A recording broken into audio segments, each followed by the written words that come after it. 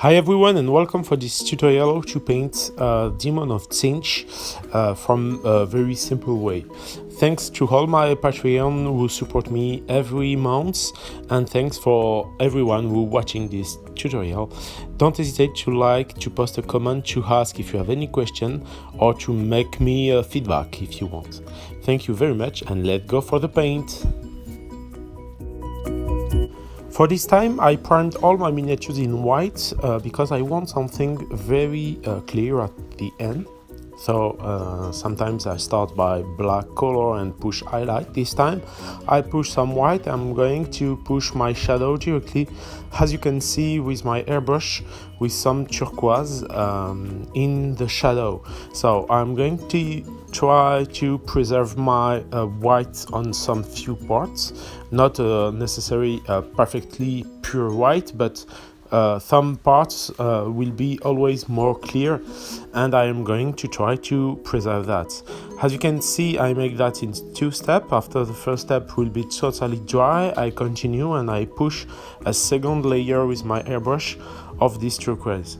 Don't hesitate to take your time and to let the paint totally dry, because if you use too much airbrush directly, you are going to push the color you already put, and that's going to make some very strange line of color because your paint is going to be pushed by the hair who go out of the airbrush. After that I make one more layer with some royal blue. In this case I focus on some shadow, so in the middle as you can see, and on the end of the wings, for example, and the end of every part I find. This is pretty simple for the moment. Just remember, I make this tutorial and after I make some accelerate, so my movement is more quick than usual for sure. After that I'm going to come back with some black color, once again only on the end of the surfaces, always to keep the idea of a beast. So I'm going to focus on all the ends and pushing this black color on the different point. I come back after that with some layer of magenta red to give more different aspects to the flesh of this demon, and to have very different kinds of effects on the flesh, just to have something a more rich color, not only blue and white. So I'm going to come back with, as you can see, this red. After I will push a little bit more highlight with some white, and as you can see I'm going to focus on some few parts on the wings and on the back of the minis, the part who takes the more light on them. So if you don't know, sometimes on some different kind of miniatures you can just take a look under the lamp to see where the light is going to have more reflection. This creature is flying, so I don't hesitate to push a little bit highlight under the mini, even if I never will see the bottom of the mini, but it's always cool to have a little bit highlight. I come back with some green now to push a little bit more element, more color into the mini. This color is going to come and complete. This is a complementary color of the red, so I try to put this on different way, on some chaotic way, not on all the surfaces of the miniatures. Now I come back with a little bit of turquoise mixing with white, just because after all these layers I see that I have not so much blue, so I just come back and I try to focus this color not on my more lightning parts who are going to stay in white, but on all the different parts just between both between the highlight and the first shadow.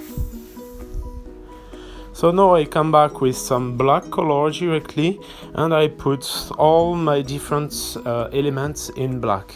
The eyes, the different elements like the element at the end of the face, and all these small elements. When all the pike, the horn and the eyes is totally black, I'm going to start the highlight on this few parts. So I use some brown color. I use the Flash 2 from Pro Color, and that's going to help me to push my highlights on every kitten and every all small elements on the miniatures. As you can see, I'm going to push the highlight in the direction of the highlights on the wings, for example, and I'm going to make the same on the horn and everything else. For the horn, I'm going to use directly my airbrush because it will be more easy to have some very clean transition. But it's for sure more easy to use a brush on the small surfaces you actually see, because it will be with airbrush I will probably reach too much large surfaces. So going with my brush is probably more secure to be sure don't reach the different parts around. So now with my airbrush, I'm going to come back on the horn and on the pike we have on the back. So as you can see, I focus and I always turn my minis to be sure I'm not going to touch a part I don't want to touch. So take care about the position of your airbrush and of your miniatures, just to be sure to reach the good parts. After that, I come back with some red brown to push this between my highlights and my black on the different horn and pike, just on the more large horn and pike, because it will be more easy like that. And to finish, I'm going to push my eyes in yellow to create a nice contrast between all the miniatures and the eyes, and I take care to let the iris directly appear by just a line in the middle of the eyes. You can have this line in different direction because he have a different eyes, so that's always possible to have the eyes we are going to see in different direction.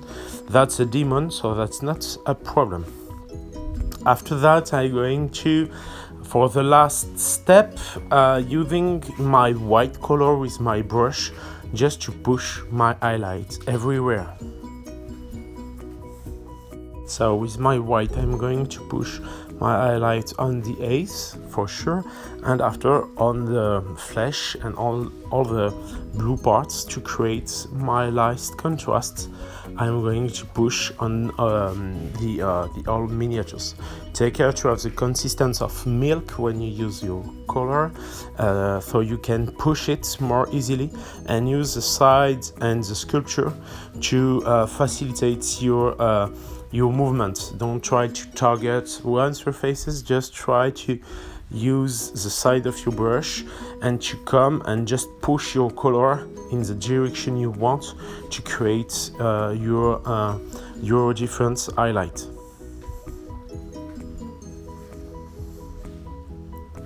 As you can see, it's some few points, but that makes a huge difference at the end. So this part can be a little bit long, but that makes a big difference on the results of your miniatures. Once again, if you have any question, don't hesitate to post in the comments. If you have any suggestion, don't hesitate the same way in the comments. If you want, you can show me your stuff on Instagram by tagging Mohand Hearts and show me if you want how you practice with this tutorial. That's always be a good things to know, that my tutorial can be useful for you. So that's pretty cool. Don't hesitate.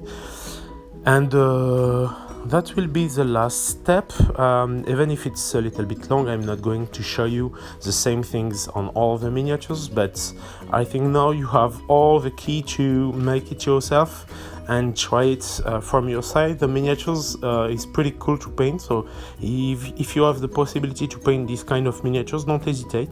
It's pretty simple. Yeah, there are not different kind of surface, not a lot, so don't hesitate. If you can paint it, it's pretty cool. So here is the result. Thank you for watching this tutorial. Don't hesitate once again to put a like on this tutorial, a small comment, and to share to your friends. That will be very helpful to make grow my audience in US and in England. Once again, if you want, you can support me on Patreon every month, so you can have some pre-release and see some new things. Thank you very much for watching, and see you soon for the next tutorial.